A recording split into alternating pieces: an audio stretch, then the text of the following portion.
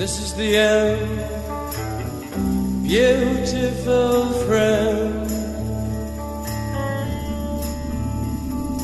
This is the end, my only friend, the end.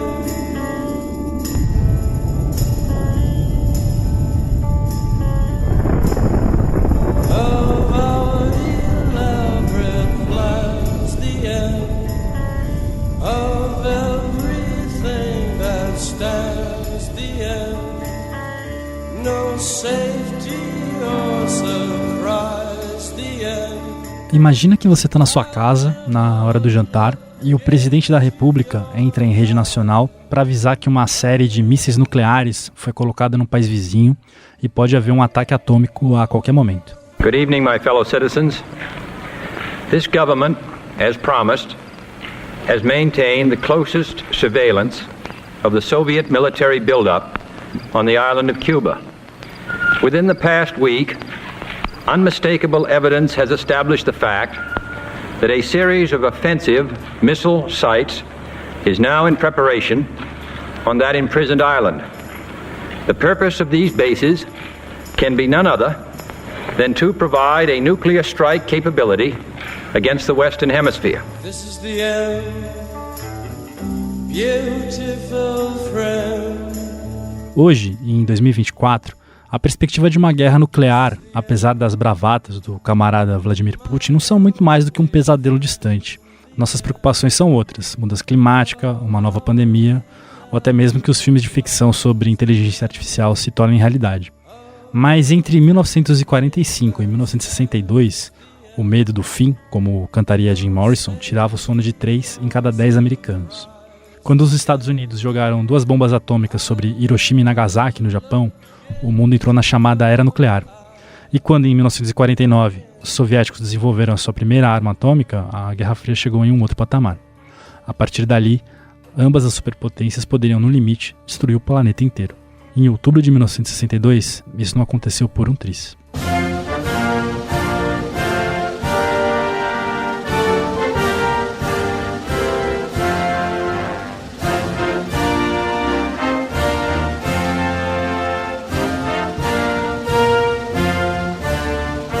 Eu sou Luiz Hatz e esse é o podcast Uma História Americana, um projeto especial do Estadão sobre as eleições nos Estados Unidos. Ao longo de 10 episódios, vamos contar a história dos principais presidentes da história do país e o que eles ensinam sobre os Estados Unidos atuais.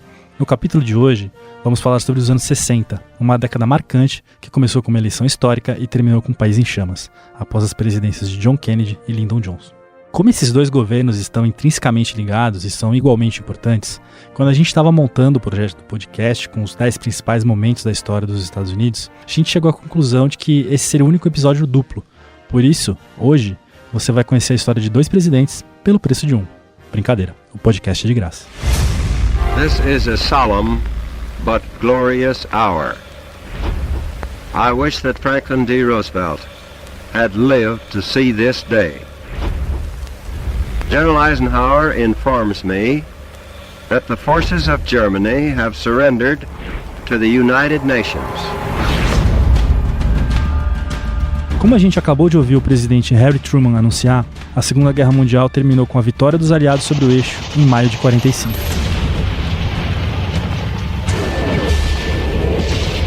Os vencedores do conflito se reuniram ainda antes da guerra acabar para definir como seria o mundo que viria depois do nazismo. E essa nova ordem mundial foi construída sob a liderança das novas potências que surgiram, os Estados Unidos e a União Soviética.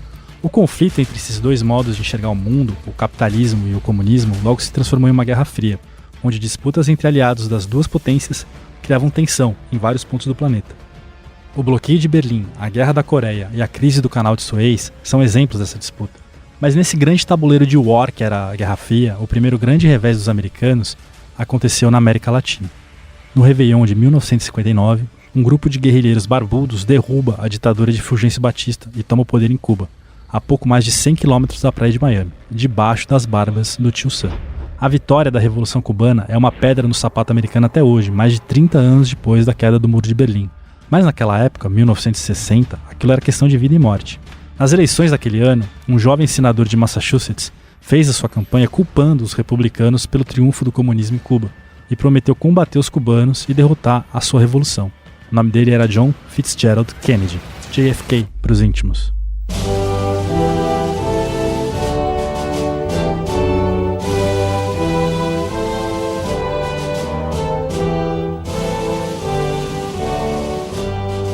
O Kennedy disputou aquela eleição contra o vice-presidente, o Richard Nixon. Ele vence numa disputa apertada no voto popular, por 100 mil votos, foi a mais disputada da história até então, e no colégio eleitoral ele tem uma vantagem um pouco mais folgada, com 300 votos dos 270 que ele precisava.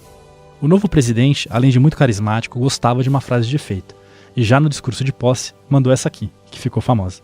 And so, my fellow Americans, ask not what your country can do for you, ask what you can do for your country.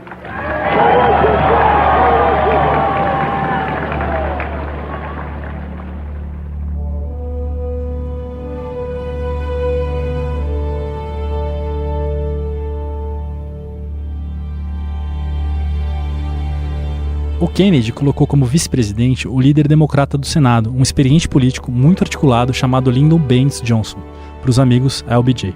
Mas mal o Kennedy chega ao poder, ele já enfrenta um caminhão de problemas. E o maior deles tinha nome e sobrenome, Fidel Castro Ruz.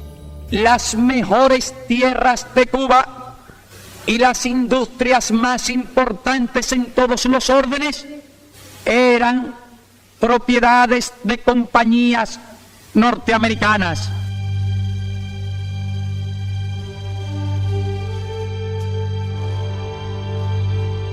No último ano do governo Eisenhower, que foi o cara que antecedeu o Kennedy, os americanos já estão preocupados com o resultado da Revolução Cubana e a relação dos dois países já tinha azedado bastante.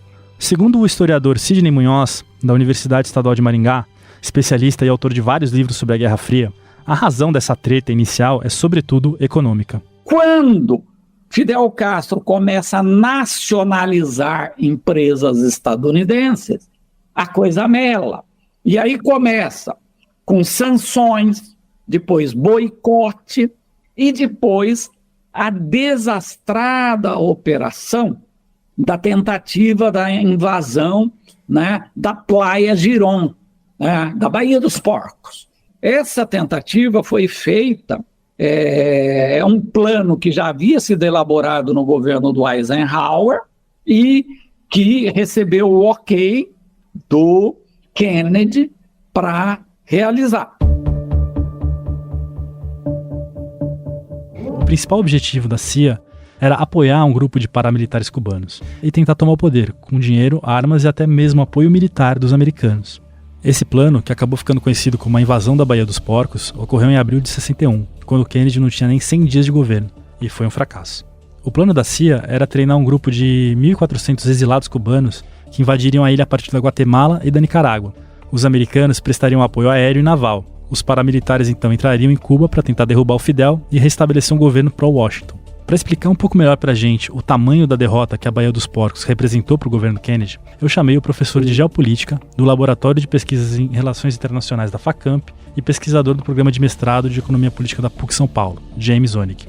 Os soviéticos então resolvem encampar a ideia e se aproximar diplomaticamente de Cuba, sabendo que aí é o que vale, Luiz, é o jogo de war, porque a proximidade com Miami ninguém vai abrir mão desse território. E aí então, vale o que a gente estava falando sobre as armas atômicas, né? É muito mais fácil você colocar um míssil de médio alcance em Havana que chega em Nova York do que você jogar um lá de Moscou. Perfeito, é isso que está acontecendo. Essa transformação tecnológica fez com que os soviéticos corressem a abraçar o regime cubano, fazendo jogos econômicos e políticos que eu acho que não tem hoje na história da humanidade. Compravam o açúcar cubano muitas vezes pelo dobro do preço do mercado e entregavam quantidades enormes de petróleo para mover as termoelétricas cubanas, acho que é valor simbólico. Então, você tinha uma Cuba iluminada, com as escolas funcionando 24 horas, com os hospitais ganhando espaço, o governo tendo que gastar menos, porque esse apoio soviético foi fundamental, permitindo que o governo cubano gastasse muito mais em educação e saúde, por exemplo, e automaticamente utilizar Cuba como plataforma de pressão geopolítica contra os Estados Unidos. No papel, a invasão tinha tudo para dar certo, mas na prática a teoria foi outra. Os aviões americanos usados para atacar Cuba eram velhos e foram disfarçados de aviões da Força Aérea Cubana de uma maneira meio tosca. As imagens acabaram vazando e o envolvimento americano ficou evidente. O Kennedy então cancelou o segundo ataque aéreo, e nesse interim, a força de invasão foi repelida sob fogo pesado das forças do Fidel, que já esperavam um ataque porque sabiam dele, colocando espiões na comunidade cubana de Miami. O apoio aéreo e marítimo aos exilados cubanos foi repelido pelas forças do Fidel. O equipamento e a munição que eles tinham eram insuficientes.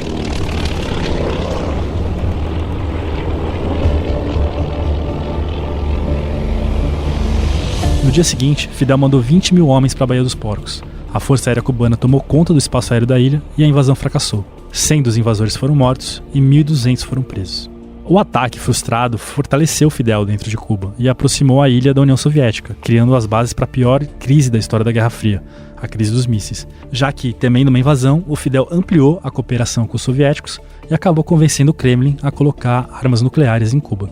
Do lado americano, o fracasso prejudicou a imagem do Kennedy logo na saída do governo e gerou um clima de desconfiança entre o presidente, a CIA e os militares. Essa desconfiança acabaria ocorrendo de novo na crise dos mísseis. Naquele momento, Kennedy sabia que esse plano já tinha sido elaborado e Kennedy não fez nada efetivamente para detê-lo, a não ser tentar, através de formas cifradas entre seus assessores, de colocar na conta da CIA e não na conta da Casa Branca esse estratagema. Mas, infelizmente, marcou muito a Guerra Fria, porque insuflou o povo cubano, permitiu que Fidel usasse isso como um discurso nacionalista muito forte, afastou qualquer possibilidade de negociação e obrigou o Kennedy. Eu uso obrigou porque ele naturalmente faria, sabe, Luiz? Mas obrigou o Kennedy a radicalizar o seu discurso também. A crise externa provocada pela Baía dos Porcos foi a primeira do mandato do Kennedy, mas não seria a última. Ao longo do seu governo, a Guerra Fria geraria crises nos 4 cantos do planeta.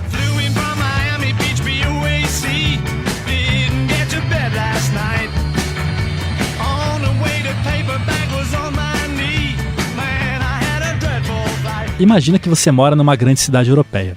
É verão, as crianças estão no finalzinho das férias escolares, você acorda de bom humor e vai tomar um belo café da manhã, com pão, doce, mel, geleia e até uma salsicha, porque afinal de contas a gente está na Alemanha. Uma volta no parque, então, não parece uma ideia. No meio do caminho, você descobre que a cidade foi dividida em duas. Uns soldados russos mal encarados estão fazendo um muro com arame farpado para impedir quem está do lado de lá, Berlim Oriental, atravessar para o lado de cá, Berlim Ocidental, e quem está do lado de cá ir para o lado de lá. Foi mais ou menos isso que aconteceu em Berlim em agosto de 61.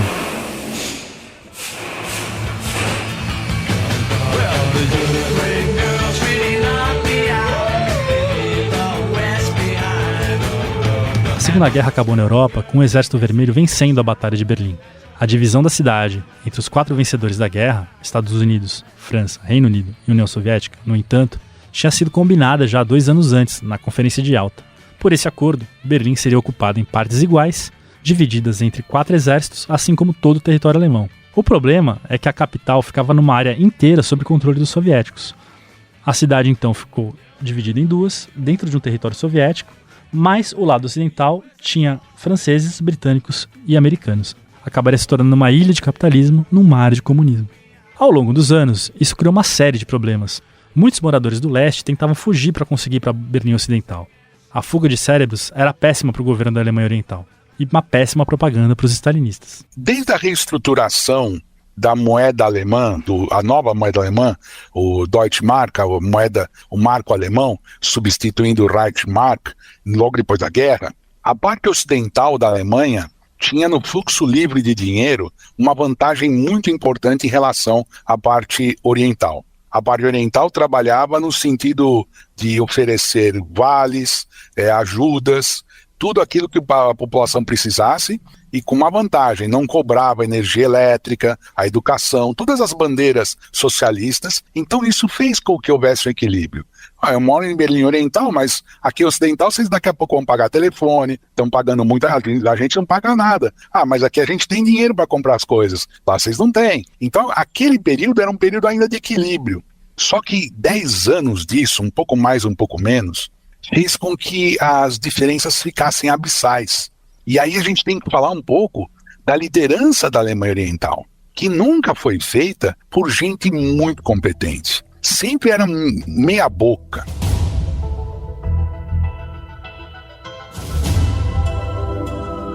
Do ponto de vista militar, a cidade também se tornou um problema, já que os soviéticos tinham um ponto do seu território ocupado por tropas não de um, mas de 3 países rivais. Entre 45 e 61, vários focos de crise pipocaram, e no começo dos anos 60, a União Soviética começou a pressionar os americanos para desmilitarizar Berlim. A cidade se tornou um dos principais focos de tensão da Guerra Fria. E 3 anos mais tarde, em 63, isso faria com que o Kennedy desse um dos seus discursos mais famosos, dizendo em alemão: "Eu sou berlinense." All free men, wherever they may live, are citizens of Berlin. And therefore, as a free man, I take pride in the words, Ich bin ein Berliner. Quando o Kennedy assume a presidência, mal acaba a crise da Baía dos Porcos, ele já tem outra bucha para lidar. Nikita Khrushchev, o premier soviético da época, exigiu numa conferência em Viena, na Áustria, que as forças ocidentais desocupassem Berlim até o fim de 1961. O Kennedy respondeu dizendo que os aliados ocidentais continuariam na cidade, mas que respeitaria os objetivos de segurança dos soviéticos na Europa Central. Só que ele acabou mandando mais 150 mil soldados para Berlim, além de armas, aviões e munição. Aquele era o momento de maior tensão na Guerra Fria até então. E a coisa quase descambou quando guardas soviéticos resolveram revistar diplomatas americanos num checkpoint em Berlim. Isso levou os Estados Unidos a posicionar tanques do lado do posto de controle, apontando as armas para as tropas que estavam do lado da Alemanha Oriental. A preocupação de que as forças dos Estados Unidos tentassem forçar a passagem pelo posto de controle levou os soviéticos a posicionar os seus próprios tanques do lado da Alemanha Oriental, apontando para a Alemanha Ocidental. Ali, qualquer movimento errado poderia ter levado à guerra. Diante desse impasse, o Kennedy usou canais secundários para sugerir ao Khrushchev que removesse seus tanques, prometendo que se a União Soviética fizesse isso, os americanos também desmobilizariam suas tropas. Aí, a crise acabou terminando pacificamente. Take one of their ships that resists the inspection, and we shoot out its rudder and board. They shoot down one of our planes in response. So we bomb their anti-aircraft sites in response to that. They attack Berlin. So we invade Cuba. And they fire their missiles. And we fire ours. O Kevin Costner deve ser um grande fã do John Kennedy, porque atuou em 2 filmes sobre a presidência dele. Um deles é o JFK, A Pergunta que Não Quer Calar, sobre o assassinato do Kennedy, e o outro é 13 Dias que Abalaram o Mundo, sobre a crise dos mísseis em Cuba. Nessa cena que a gente acabou de ouvir, o Bruce Greenwood, que interpreta o Kennedy no filme de Cuba, pergunta o que aconteceria se a situação ali na ilha fugisse do controle. Provavelmente os Estados Unidos invadiriam Cuba, os soviéticos atacariam Berlim Ocidental e então o mundo entraria numa guerra nuclear. O filme é bem real porque isso quase aconteceu em outubro de 62. Depois da Baía dos Porcos, o Fidel estava cada vez mais fio solto, temendo uma invasão americana.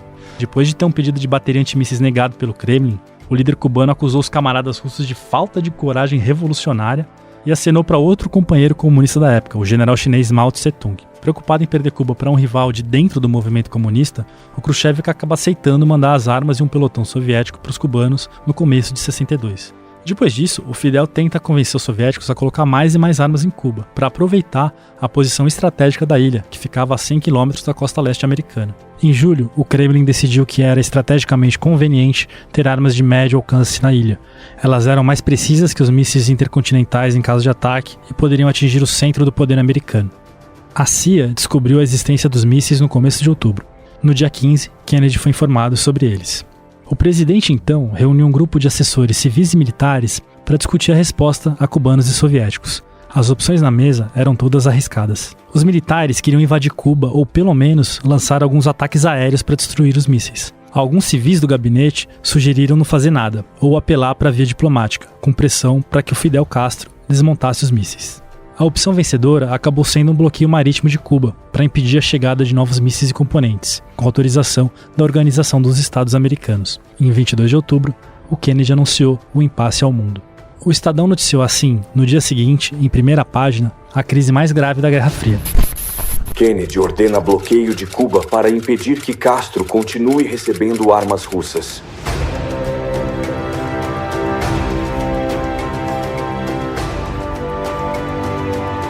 Em meio a toda a tensão na opinião pública mundial, Nos bastidores, o que estava acontecendo era o seguinte: os Estados Unidos estavam preparados para um ataque aéreo contra Cuba para destruir os mísseis. Os soviéticos, no entanto, enviaram um recado para o governo americano via um agente da KGB chamado Alexander Fomin, dizendo que havia um caminho ainda para uma solução diplomática. Uma carta enviada pelo Khrushchev parecia confirmar essa intenção, mas no dia 27 de outubro, quase toda a situação foi para o vinagre. Naquele dia, uma segunda carta do Khrushchev parecia tomar um caminho diferente da primeira carta. Os americanos então desconfiaram. Para piorar, naquele mesmo dia, um piloto de um avião U-2 americano foi morto pela bateria antiaérea cubana. Enquanto isso, em Moscou, Nikita Khrushchev recebeu a seguinte carta de Fidel Castro: acredito que a agressividade dos imperialistas é extremamente perigosa e se eles realmente realizarem o ato brutal de invadir Cuba, violando a lei e a moralidade internacionais, esse seria o momento de eliminar esse perigo para sempre por meio de um ato de clara defesa legítima, por mais dura e terrível que seja a solução. Mas o que ele realmente quis dizer foi isso aqui: Nikita, ferrou. Eles vão invadir. Vamos jogar as bombas nucleares neles e que se dane.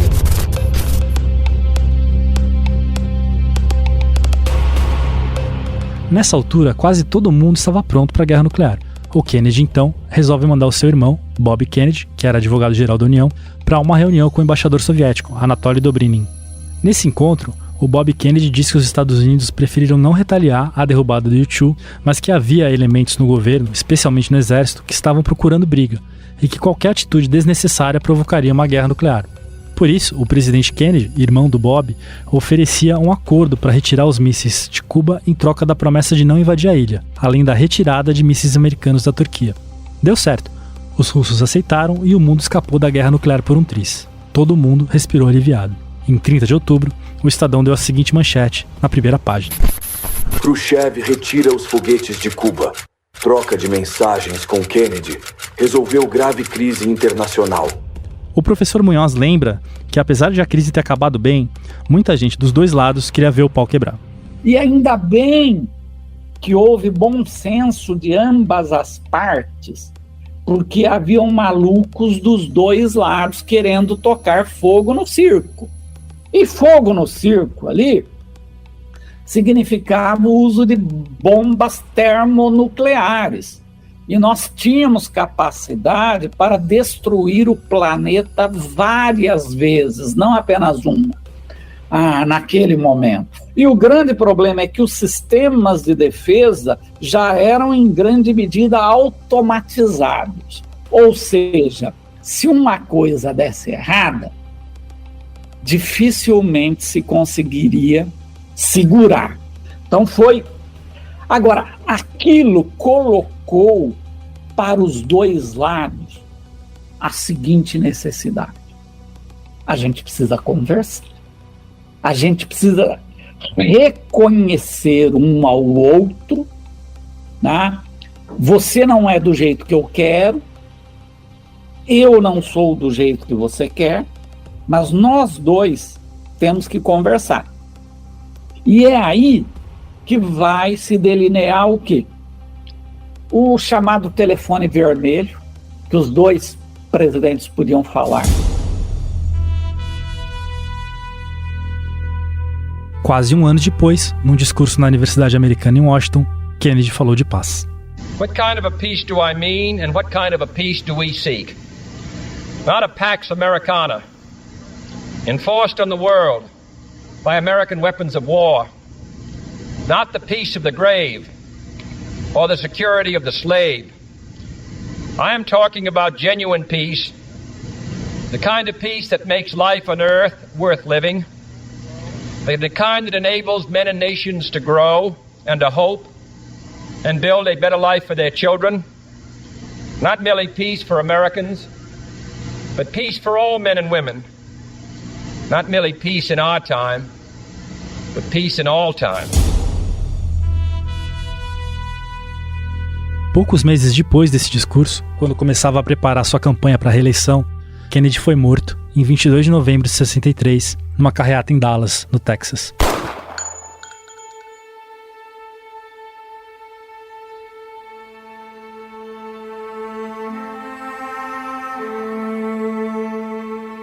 Foi assim que Walter Cronkite, o Cid Moreira, da época nos Estados Unidos, noticiou a morte em rede nacional. From Dallas, Texas, the flash, apparently official, President Kennedy died at 1 p.m. Central Standard Time, 2 o'clock Eastern Standard Time, some 38 minutes ago. Vice President Lyndon Johnson has left the hospital in Dallas, but we do not know to where he has proceeded. Presumably, he will be taking the oath of office shortly and become the 36th President of the United States.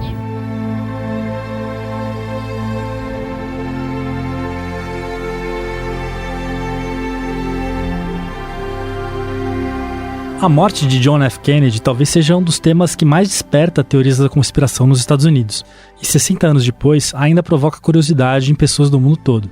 Afinal de contas, o principal suspeito, o Lee Harvey Oswald, foi morto 2 dias depois do crime. O governo americano segue retendo informações sobre a investigação até os dias de hoje. Mas mesmo que o motivo e as circunstâncias da morte do presidente estejam mal explicadas, e não cabe aqui a gente entrar em teorias malucas se foi a máfia, se foram os cubanos ou sei lá mais quem, o que importa é que a morte do Kennedy abriu caminho para uma das décadas mais violentas politicamente da história americana. Em 5 anos, morreriam também Martin Luther King e Bob Kennedy. Os protestos contra a guerra do Vietnã e pelos direitos civis dos negros se tornariam cada vez mais violentos, e os Estados Unidos entrariam em convulsão. No olho desse furacão estaria um menino pobre do Texas, que acabou chegando à Casa Branca num misto de sorte, habilidade política e tragédia. Esse cara era o presidente Lyndon Johnson. Come gather round, people, wherever you roam, and admit that the waters around you have grown, and accept it that soon you'll be drenched to the bone. Johnson se tornou presidente imediatamente após a morte do Kennedy. Ainda no avião que levou ele de Dallas para Washington, ele fez o juramento presidencial.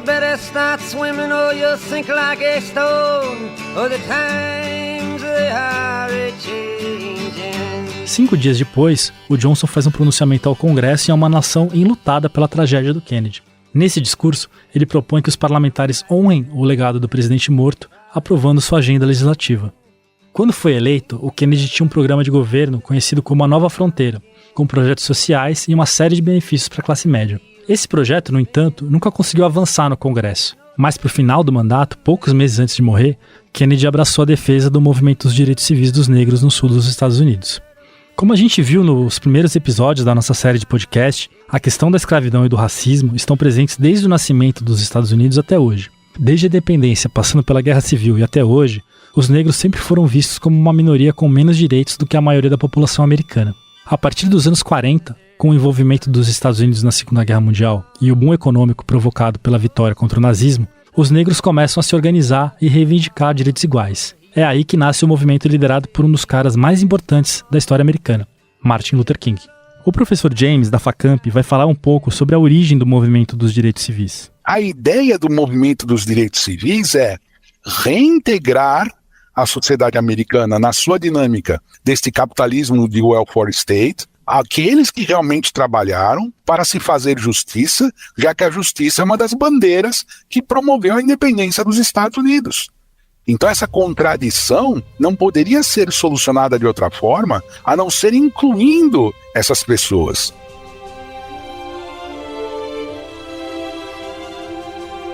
O historiador Virginia Reis, especialista em história dos Estados Unidos da Universidade Nacional de Brasília, lembra que a propaganda soviética na Guerra Fria usava muito o tema racial contra os Estados Unidos. Até porque, em função também da Guerra Fria, isso era um ponto muito explorado, né, pelo lado soviético, o do racismo, né, dos Estados Unidos. Então, era uma contradição, né, de um país que se dizia democrata, que se dizia que lá as pessoas, independentemente das suas origens, poderiam realizar seu sonho, e que segregava cerca de 10% da população de maneira oficial, né? Do ponto de vista oficioso era muito maior.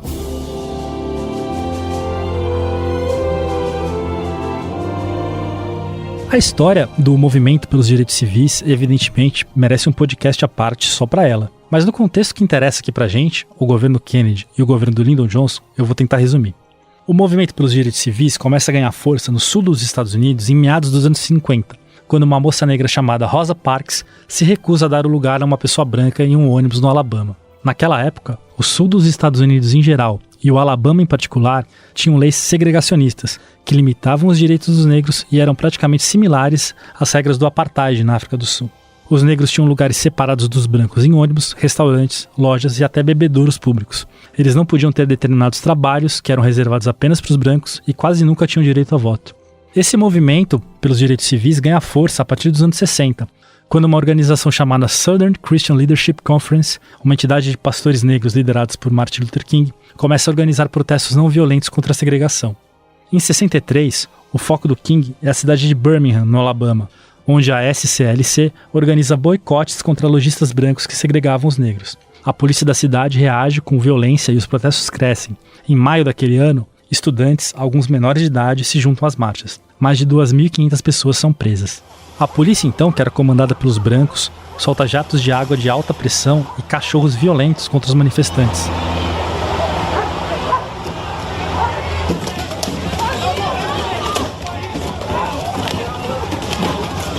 Essas imagens chocam os Estados Unidos e o mundo inteiro. O governo Kennedy manda a Guarda Nacional para o Alabama para proteger os manifestantes, diante da intransigência do governo estadual, que à época era liderado por um segregacionista chamado George Wallace. Em junho, o Kennedy faz um discurso em rede nacional defendendo a criação de uma lei federal para acabar com a segregação no sul do país. Esse é um discurso menos conhecido dele, mas é um dos mais importantes. Ele lembra que os Estados Unidos são fundados a partir da ideia de que todos os homens são iguais e que brancos e negros lutam lado a lado em várias partes do mundo. I hope that every American, regardless of where he lives, will stop and examine his conscience about this and other related incidents. This nation was founded by men of many nations and backgrounds. It was founded on the principle that all men are created equal, and that the rights of every man are diminished when the rights of one man are threatened. Today we are committed to a worldwide struggle to promote and protect the rights of all who wish to be free. And when Americans are sent to Vietnam or West Berlin, we do not ask for whites only.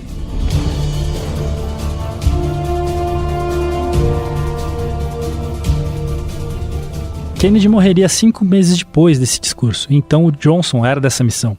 Só que ao contrário do seu antecessor, o Johnson tinha um compromisso social maior com essas minorias, justamente por ter sido um cara vindo do sul mais pobre dos Estados Unidos. O compromisso dos direitos civis adquirido pelo Partido Democrata entrou na mente do Lyndon Johnson de forma definitiva.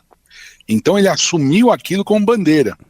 E ele assumiu aquilo como bandeira por 2 motivos. A sua origem pobre pesou, um remediado, vamos dizer assim, associado à visão do crescimento das dificuldades de integração das minorias na economia americana.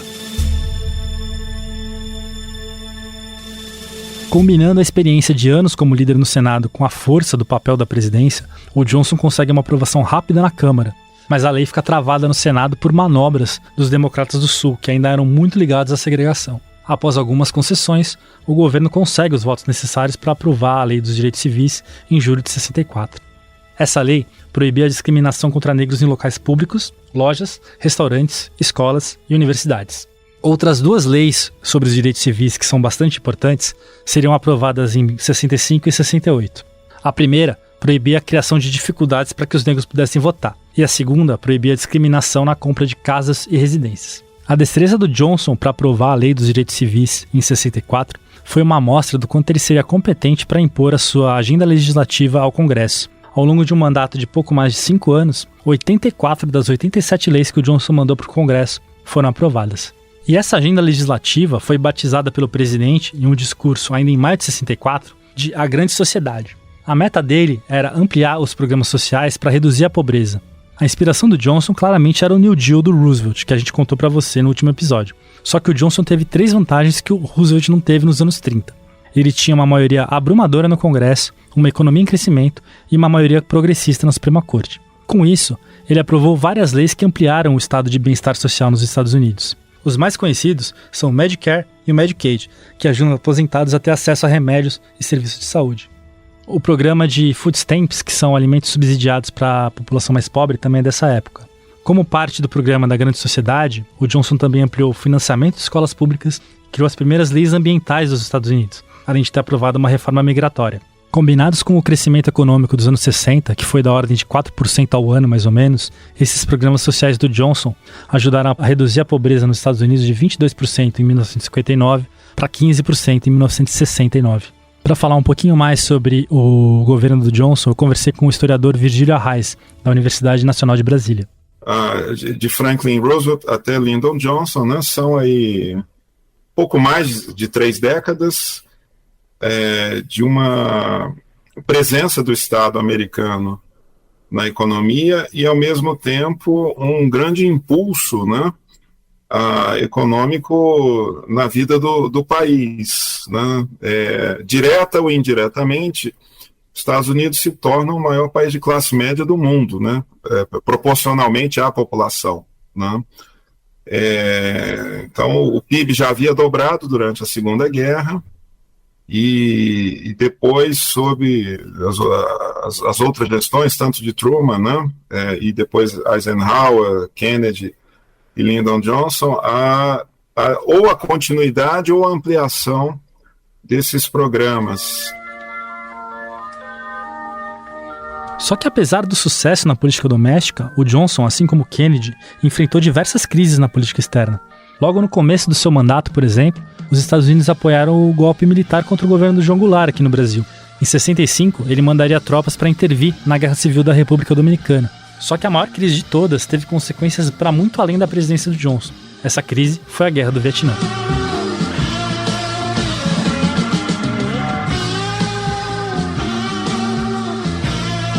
Essa música do Joe Cocker que a gente está ouvindo, na verdade é uma cover dos Beatles, cantada pelo Ringo Starr.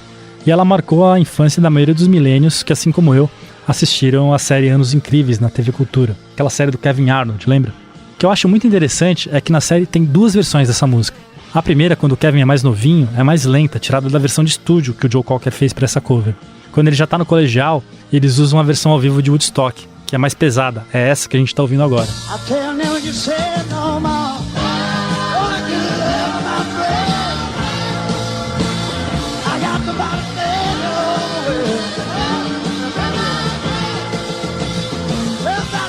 Só que a Guerra do Vietnã não começou em 68, que é quando começa a história do Kevin Arnold na série. Entre o início e o fim dessa guerra, se passaram quase 20 anos. O professor Munhoz, aquele historiador da Universidade de Maringá, tem uma visão bastante interessante sobre as raízes do conflito no Vietnã. Roosevelt entendia que o mundo do pós-guerra era para ser um mundo que colocasse fim ao colonialismo. Mas ele tinha um imbróglio, porque o principal aliado de guerra dele era o Império Britânico. Era o Império Britânico. Tá? O Churchill assinou a Carta do Atlântico junto com o Roosevelt, que apontava para o fim do colonialismo. Mas em diferentes momentos, o Churchill alertava aos seus assessores lá. Tá? Por exemplo, ele fala para o Attlee, o presidente dos Estados Unidos ele tem uma visão nessa questão que coloca problemas para os interesses da coroa. Né? Bom, então veja, com Roosevelt, talvez o caminho pudesse ser outro. Com Truman, o que aconteceu? Truman logo foi convencido, quer por britânicos, franceses, que ou era a continuidade deles ou era o comunismo.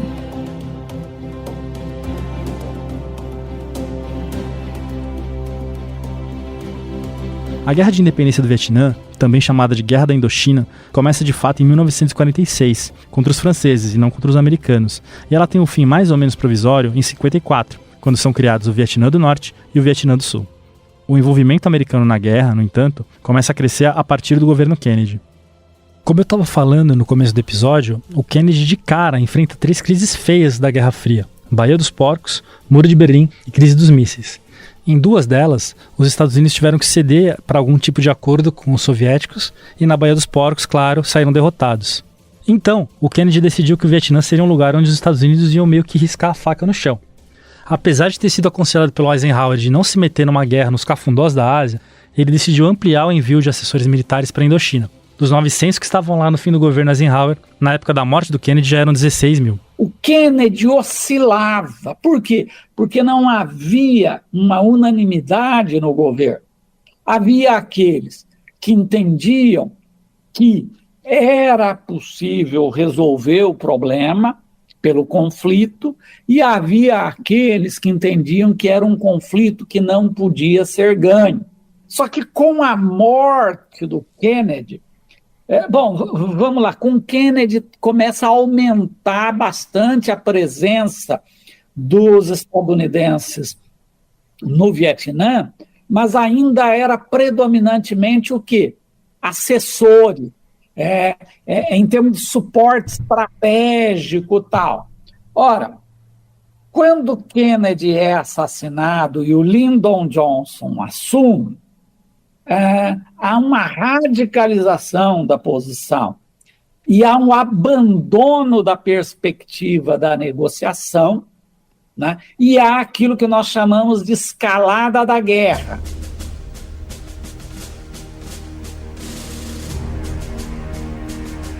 Quando o Lyndon Johnson assumiu o governo, ele herda uma situação cada vez pior no Vietnã. Então, ele promete manter a luta anticomunista, porque dentro da lógica da Guerra Fria, acreditava que se o Vietnã do Sul caísse, outros focos estratégicos importantes para os americanos poderiam cair também. A situação muda de patamar em agosto de 64, quando 2 destroyers americanos são atacados no Golfo de Tonkin, na costa vietnamita. Até hoje tem muita controvérsia sobre esse ataque. Alguns historiadores acreditam que ele foi armado para justificar uma intervenção maior americana na guerra. Após o ataque, o Congresso autoriza o Lyndon Johnson a ampliar a participação no conflito. Depois do incidente no Golfo de Tonkin, pesados ataques aéreos contra o Vietnã do Norte e o Laos começam diariamente.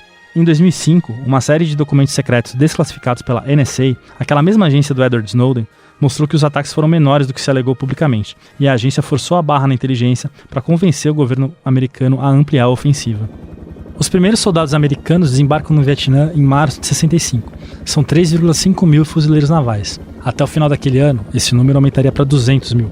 No começo, a opinião pública americana apoiava a guerra, mas repare que o atoleiro do Vietnã ia ficando cada vez mais profundo. O exército então convence o Johnson que é necessário entrar com tudo no Vietnã para vencer a guerra, porque o Vietnã do Sul não tinha condições de derrotar os Vietcongs. Os militares previam uma vitória até 1967, mas é no fim daquele ano, no entanto, que os comunistas lançam seu ataque mais feroz contra o Sul e as forças americanas. É a chamada Ofensiva do Tet.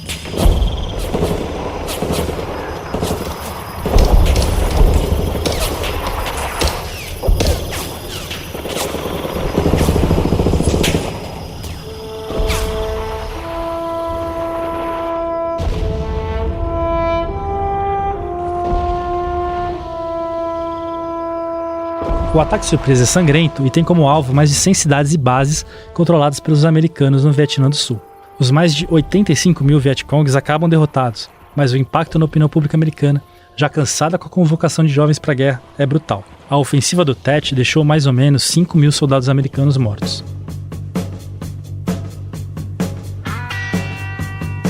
Essa música que a gente está ouvindo, do Creedence Clearwater Revival, é bem menos conhecida que I Wanna Know Have You Ever Seen the Rain, mas é uma das que melhor descreve o descontentamento da população americana com o draft para o Vietnã.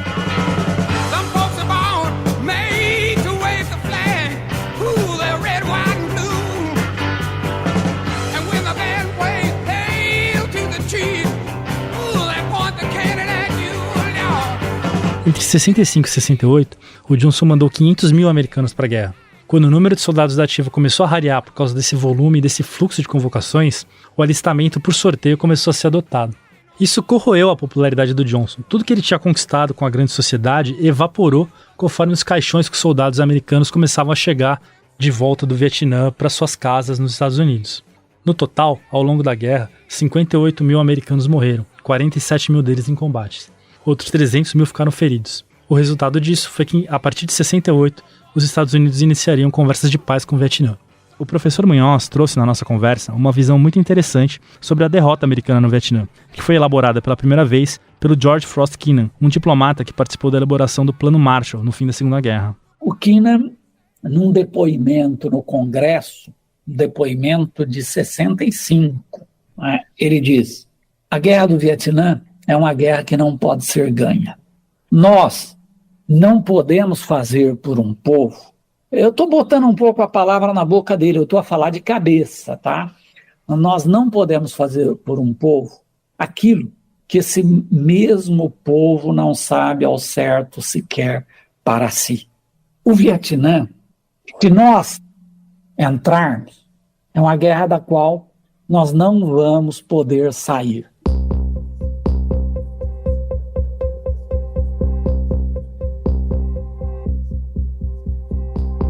Só que àquela altura, o Johnson já estava morto politicamente e os Estados Unidos estavam pegando fogo. Ele acabaria desistindo da reeleição e 68 seria o ano mais violento da história política americana. John Kennedy e Lyndon Johnson, cada um à sua maneira, deixaram legados marcantes para a democracia americana. Kennedy foi um líder que inspirou uma geração, tanto em vida quanto depois da morte. Já o Johnson é responsável por programas que até hoje fazem a diferença na vida de milhões de americanos. No caso do Kennedy, para a democracia americana, ele deixa um legado de necessidade contínua de participação ativa. A participação ativa, direitos humanos, direitos civis. Ele tem uma visão mais global da coisa.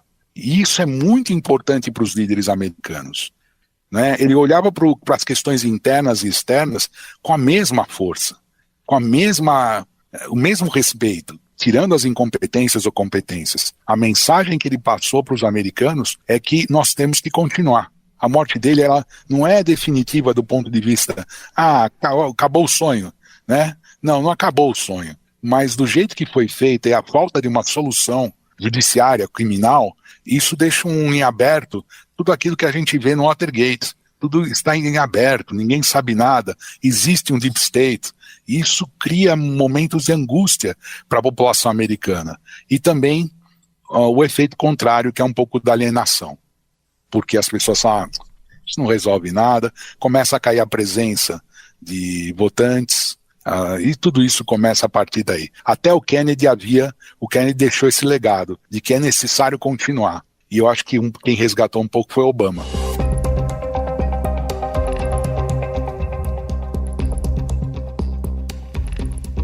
Por outro lado, ambos levaram a Guerra Fria quase ao seu limite, arriscando o mundo em conflitos ainda mais graves do que se esperavam. Por sorte, como dizem os americanos, cabeças mais frias prevaleceram, mas o risco estava lá, o tempo todo. No próximo episódio, a gente vai falar sobre a presidência do Richard Nixon, outro líder que marcou a história dos Estados Unidos e da Guerra Fria. Até lá!